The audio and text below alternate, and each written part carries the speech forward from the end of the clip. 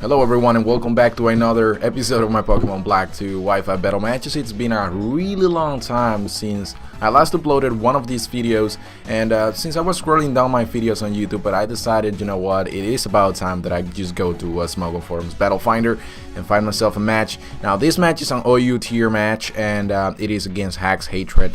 And we're basically gonna kick it off, as you can see, with Jirachi versus Sadu. From previous experience, I know that Sadu is one of the most unpredictable Pokemon in the entire meta game, especially of the ability that he has, and that is Magic Bounce. It can basically just backfire everything what is not, especially orientated move or physical orientated move that is meant to deal damage.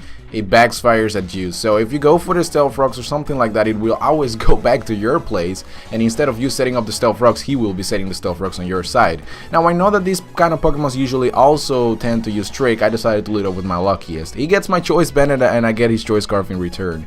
Now I'm going to go for a Iron Head just to do as much damage as I possibly can. I actually ended up hitting his Victini at the end of the turn because he decided to make a switch and knew that it wasn't really that smart of an idea to staying with his Sadu. So I decided to make a switch into Heat Seeker to take the Bolt Strike or whatever knots that Victini was about to throw at me. Now there were many turn points in this match, I gotta tell you, and one of those turning points was when when my item got switched around, and you will notice later on in this game. Now as you can see, I decided to go for the Flamethrower instead of going for the Stealth Rocks or the Will-O-Wisp, just because I knew he was about to make a switch into Sadu, because once again Magic Bounce is a really difficult ability to deal with. So he decided to go into his Keldeo different form. I can't remember the form of this thing. He goes for the Taunt, which is kind of surprising because I don't see this Pokemon running Taunt really often in matches. So, well, that was pretty surprising. So I'm just going to go for the Bounce with my Gyarados, and simply because of the fact that I know he's got a Roserade on his team, and he might probably just predict the Waterfall or something like that. Either way, I was going to go for the Bounce. And another turning point right here was the fact that I missed my Bounce, and had I done that much damage that I was meant to do at that point, the game would have gone a little bit different. He goes for the Dark Pulse, as you can see here, and I still have no idea which kind of item he has.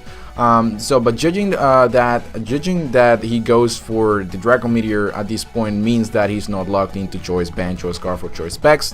So that is a relief, because most of the Hydreigon that I do face, they usually tend to be locked onto something, and this one seems to be a mixed sweeper, and totally takes me off guard here with the superpower to finish off my Heat Ren, which is my Heat Seeker. Also gets a critical hit, which I believe did matter, because my Heat Seeker is trained in defense and in HP, and it's possibly going to survive that superpower if it wasn't for the critical hits. I could have gone for my Stealth Rocks and the game would have gone a lot differently. So what he's gonna do here, he is going to make a switch into his Roserade. I did in fact knew that he was about to do a switch like this, but I just didn't trust my feelings, and I went for the Focus Blast nonetheless. I should have gone for the Nasty Plot from the very beginning, which would have been a better choice to go with. But that's gonna bite me in the ass, as you can see right now, because I do decide to go for the Hidden Power Fire, and that just barely kills that Roserade. He leaves with like 1 HP, and another stupid turning point here, and I'm telling you, there were a lot of turning points that could have made this game go so differently in the end.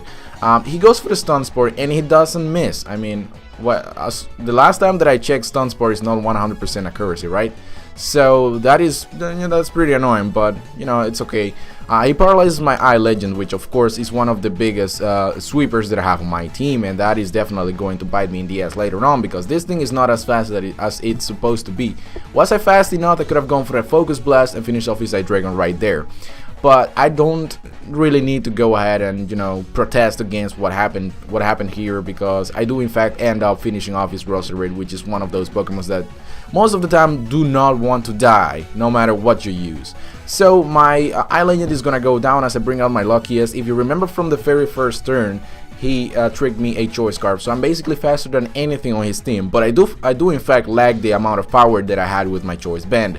So to play it safe, I'm going to go for the U-turn here. I'm trying to do super effective damage against the Hydreigon. He does predict something like that in that way, and goes into his Pony, which is his Keldeo again. And I do make a switch here into Mrs. Fatty, which I was thinking, you know, there is a high probability that his Keldeo is running Sacred Sword, but at the same time I really need to find out. So I stayed in, and as an idiot I went for the Thunder Wave, which I don't know what I was thinking, because he goes for the taunt and totally blocks my Thunder Wave, which is not smart on my part. I should have gone for something else along the lines of Seismic Toss. Just do as much damage as I possibly can, because Keldeo and Victini in combination in one team, they are the biggest pain of your existence, just as Blissey and Skarmory were in the 4th generation.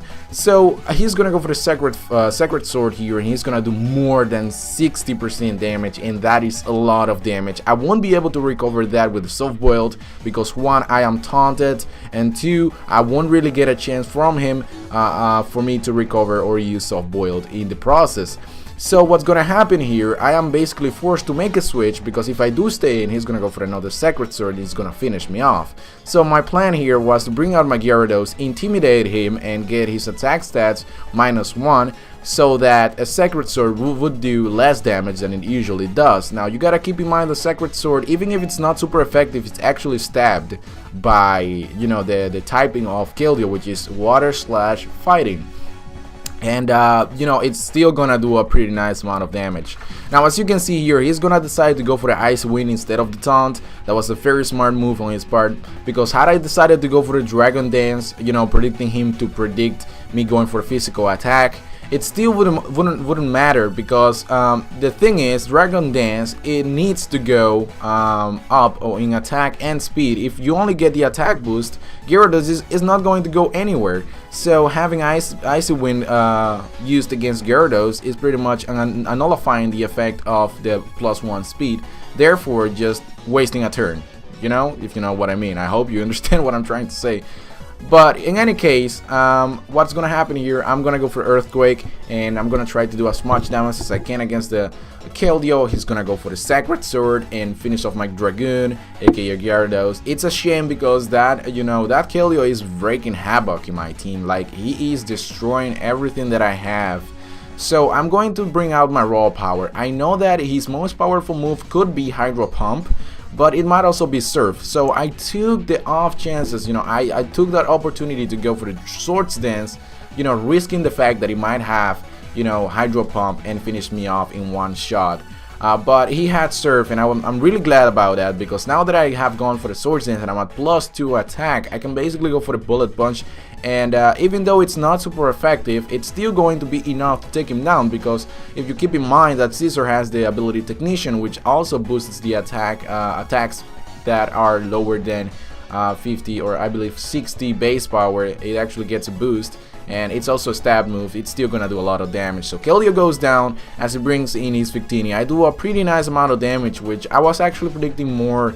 I was actually expecting more from that Bullet Punch against that Victini, but it still did a decent amount, and I'm not in a place where I'm supposed to be bitching about what's going on here, because this guy is completely destroying me. And I just realized something, that my team has got 3 Steel types, and I need to change that. That is not good.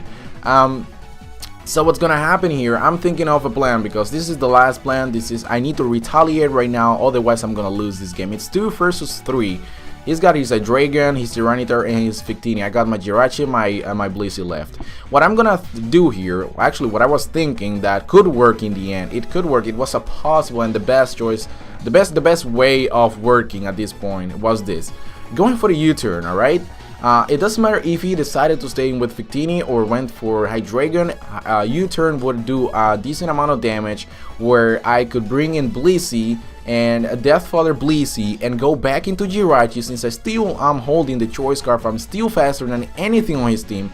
Now after dealing some awesome damage to either his Hydreigon or Victini with a U-turn, I can now proceed to go with the Iron Head and hope for the best, alright? Hope for a couple of turns of flinch, And what ends up happening in the end is I do finish off his Hydreigon, so the game is 1 versus 2 at this point, and he brings out his Victini. And now the only chance that I have of winning this game is if my luckiest gets 2 flinches in a row. I do get the first turn flinch, and I was crossing my fingers.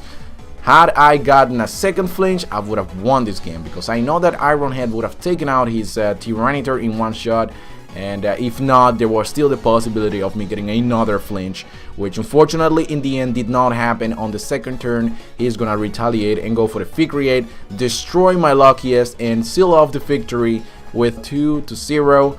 It's his victory. Pretty good game. It's been a while since I've actually done a Wi-Fi battle match. It was a very good match for a comeback, and I thank you guys very much for watching, and I'll see you guys all later.